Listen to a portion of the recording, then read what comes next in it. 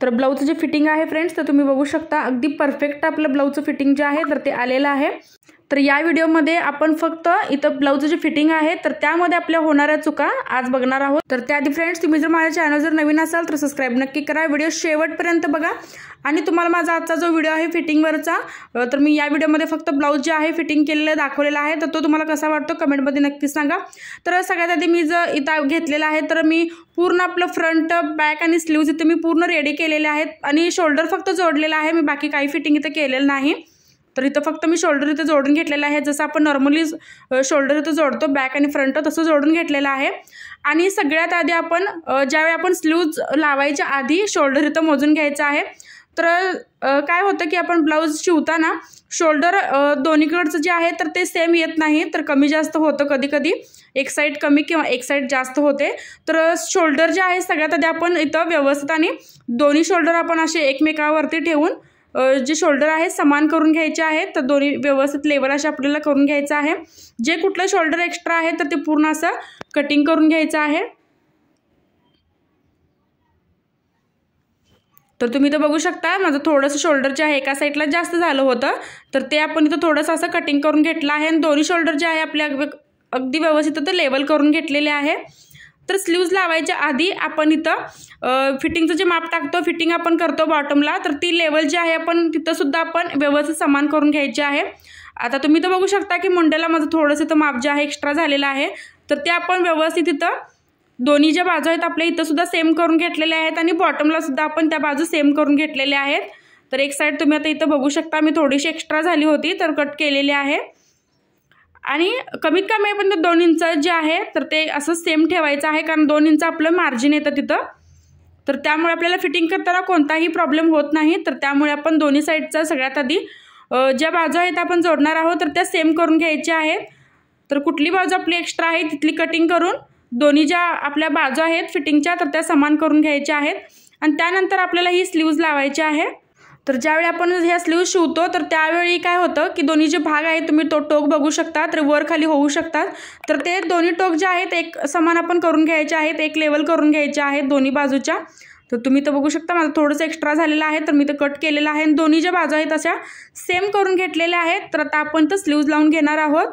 तर अगदी सिंपल कटोरी ब्लाऊज जे आहे मी तो दाखवलेला आहे तुम्हाला, याचं जे फिटिंग आहे अगदी परफेक्ट आलेलं आहे। तर तुम्हीही असं जे ब्लाऊजचं फिटिंग आहे तर अशा पद्धतीने तुम्ही करू शकता, तर फिटिंगमध्ये काही प्रॉब्लेम येत नाही। तर मला भरपूर कमेंट अशा आल्या होत्या की ब्लाऊज शिवायला येतं पण फिटिंग जे आहे व्यवस्थित येत नाही। या व्हिडिओमध्ये मी फक्त फिटिंग इथं दाखवलेलं आहे की पूर्ण ब्लाऊज शिवल्यानंतर जे फिटिंग राहतं तर ते आपल्याला अगदी व्यवस्थित असं करायचं आहे।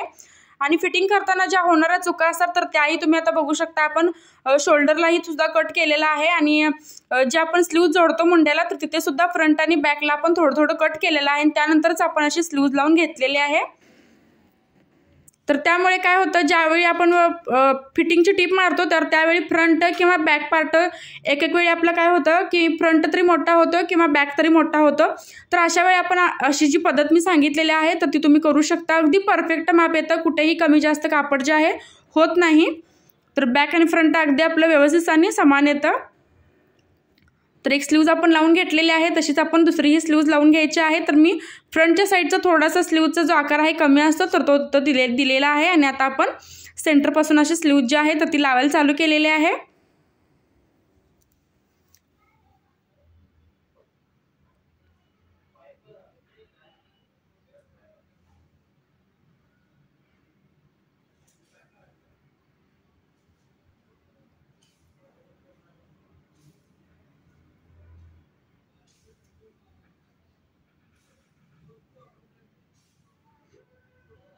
तर आता आपण दोन्ही स्लीव्ज ज्या आहेत अशा लावून घेतलेल्या आहेत। तर तुम्ही बघू शकता स्लीव्ज लावताना सुद्धा आपल्याला काही प्रॉब्लेम आलेला नाही, कारण स्लीव्ज आपल्या ॲक्युरेट अशा मुंड्यामध्ये बसलेल्या आहेत, कमी किंवा जास्त सुद्धा झाले नाहीत।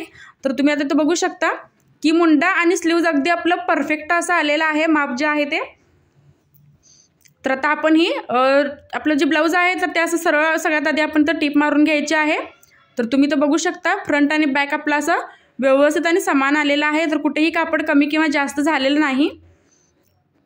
तर दुसरी टीप आपण अशी सरळ बाजूने मारून घेणार आहोत, अगदी काटोकाट आपण इथं टीप जी आहे मारून घ्यायची आहे।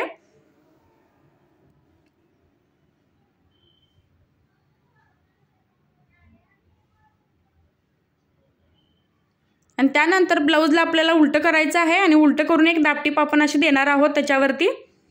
तर साईडला आपण एकदम जवळ अशी दापटीप इथं द्यायची आहे बॅक पार्ट जो आपला उलटा करून। तर दोन्ही साईडला आपण असं करून घ्यायचं आहे।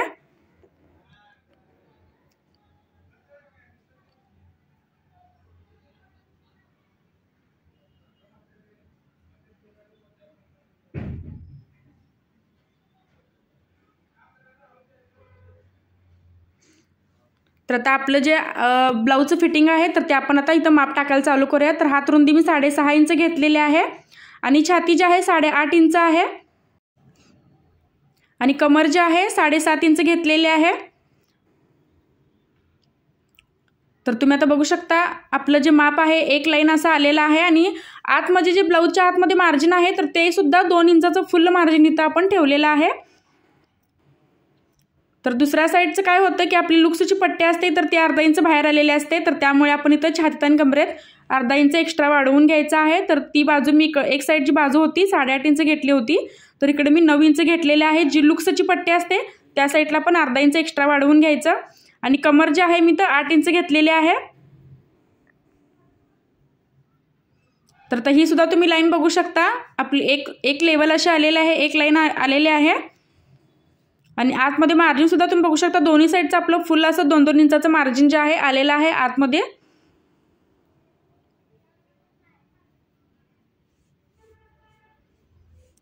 तर एक टिप मी अशी फिटिंगची मारून घेतलेली आहे।